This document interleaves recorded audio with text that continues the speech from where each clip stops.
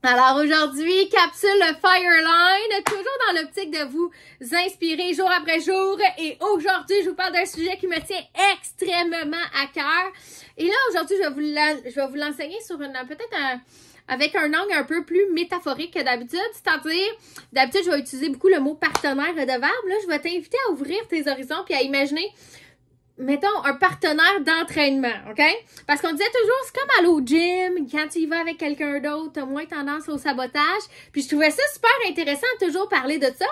Puis là, je me suis dit, ben, pourquoi pas j'enseignerais aux gens d'aller s'entraîner avec quelqu'un. C'est bon pour la santé, c'est bon pour la santé mentale, c'est bon pour l'énergie.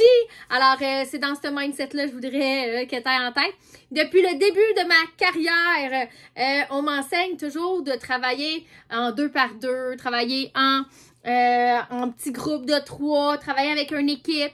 Quand vous partez un projet, partez-le pas toute seule parce que si à la première embûche, il y a un découragement, il n'y a personne pour te remonter, versus si on est 2, 3, 4, 5 à tester. Alors, si je refouille dans mon souvenir, il y a quand on a parti les démos virtuelles, il y a de cela très longtemps. C'est d'ailleurs ça le cours que j'enseigne ce soir. Si vous voulez le voir, écrivez-le dans le chat, je vais vous envoyer le replay, ça me ferait tellement plaisir.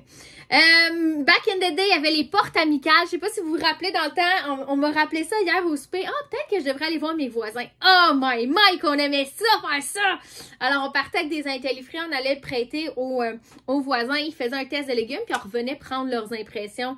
Ça fonctionnait tellement bien, tout le monde était comme des prospects qualifiés parce qu'ils capotaient déjà sur le produit, c'était magique. Depuis la COVID, exemple, depuis la pandémie, on est tous dans nos maisons. Ben là, une des choses que je fais, mettons, je m'entraîne mon cerveau à lire à tous les jours de façon disciplinée. Donc, j'ai une partenaire pour lire le matin. Donc, oui, partenaire redevable pour faire ce que vous avez à faire, genre faire un bloc d'ouverture de conversation, genre faire venir au meeting, genre vous donner des défis. Mais là, je suis en train de vous donner, quand j'ai dit partenaire d'entraînement, je veux que vous l'imaginez à toutes les facettes de votre vie. C'est bon, hein? Alors, écrivez-moi dans le chat des exemples, s'il y a d'autres exemples qui vous viennent en tête. Ça me ferait plaisir. Mais ça peut être avec ton upline. Donc, tu peux être partenaire redevable avec moi. Salut, Adeline! Exemple comme Isabelle Huot, elle s'est mis partenaire redevable avec moi pour tester les hooks pour les reels. Ça, c'est un bon exemple. Ça peut être avec ton downline. Ça peut être avec Crossline. Ça peut être quelqu'un qui est pas dans Tupperware puis que c'est pour un projet en particulier différent. Il n'y en a pas de bonne réponse. Qu'est-ce qui est important? C'est que cette personne-là t'inspire. Donc, tu peux brainstormer à voix haute, sortir des idées. À la recherche tout le temps de trouver la prochaine épiphanie, avoir soif de réussir, avoir soif d'apprendre. C'est ça que ça prend pour qu'on se stimule ensemble. Tu catches? Alors, quelqu'un qui va te craquer et non qui va t'emmener dans cette spirale par en bas, là, j'ai pas besoin de vous dire quel genre de gens vous avez besoin de mettre dans votre vie. On délite ceux qui nous pissent dans les oreilles. On en met des propres, OK? Mais ça va faire que tu vas garder davantage ta discipline, c'est prouvé, de 1.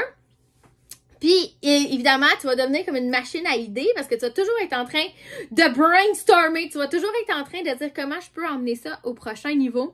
Puis, je voudrais que t'imagines, mettons, il y avait Steve Martin qui faisait comme un documentaire. Je crois que c'est dans sa masterclass. Il disait, si tu veux devenir comédien, faut que tu tiens juste avec des comédiens. Il faut que tu penses toujours en termes de gags dans ta tête. Il faut que tu sois toujours en mode genre personnage, en mode qu'est-ce que je pourrais faire genre pour incarner la personne que je voudrais devenir. Puis c'est ça un petit peu. C'est juste un visuel différent du côté de Steve Martin, juste un visuel différent du côté du gym.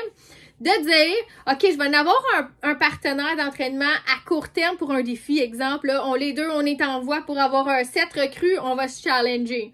Ça peut être à moyen terme, genre comme l'exemple que j'ai donné avec Isabelle. Puis là, je me sentais pas assez challengée. J'ai fait aussi avec Julie. Fait que je fais le même challenge de Reel avec Julie et avec Isabelle. Vous voyez? Fait que là, ça, c'est une façon qui est à moyen terme parce que là, il n'y a pas de date butoir. On s'est juste donné comme mission de le faire. Exemple. ou à long terme, quelque chose qui va plus faire partie de ta routine. Exemple, depuis 5 ans, à toutes les semaines, on se rencontre une couple de directeurs ensemble. Cette année, on a rajouté après le Power Hour, on se rencontre une couple de directeurs ensemble. Donc, il y a quelque chose de le fun de faire aller la machine à idées, OK? Alors, je voudrais que tu ailles en tête qu'il y a du monde, tu vas y rencontrer à toutes les semaines. Il y a du monde, tu vas y rencontrer une fois par mois. Puis, il y a du monde que tu vas rencontrer juste une fois à la convention annuelle pour voir où ce qui est rendu dans son parcours, puis challenger au prochain jubilé où est-ce qu'on va être rendu, toi et moi, tu sais. Fait que ça, c'est une façon de pouvoir en arriver à devenir plus grand jour après jour. Imagine, tu rencontres quelqu'un, mettons 52 semaines par année, versus quelqu'un qui rencontre personne, puis qui travaille toute seule, loner. Ben, qui va avoir le plus challengé ses limites, qui va avoir une amélioration potentielle de plus. Fait que si tu gardes ça toujours dans la voie du Y de gauche et que tu ne l'emmènes jamais dans la spirale de droite, certainement que la personne qui s'est rencontrée 52 fois pour brainstormer business va avoir une ascension. Alors, merci pour les gens qui sont venus à l'événement d'hier. Ça nous a permis encore une fois de brainstormer de ce genre de choses-là. Puis, je veux pas que tu restes dans l'excusite si tu sais pas à qui demander, tu pourrais t'entraîner avec.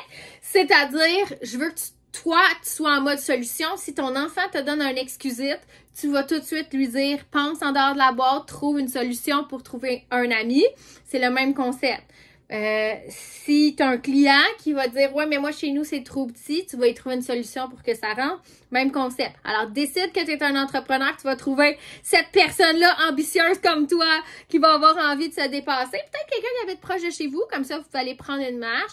Peut-être quelqu'un qui a le même objectif de devenir gérante, par exemple. Peut-être quelqu'un qui a envie de travailler le même genre, exemple, comme moi, même projet, OK?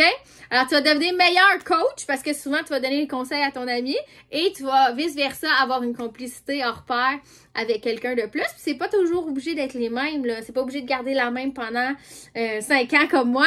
Ça peut être tout simplement de dire, OK, ben pour chacun des aspirations que j'ai dans ma vie, je vais me chercher des alliés. Alors, j'espère être ton allié ce soir en te joignant à nous pour le meeting. Sinon, moi, je m'en vais enseigner puis on se voit après. Gros bisous!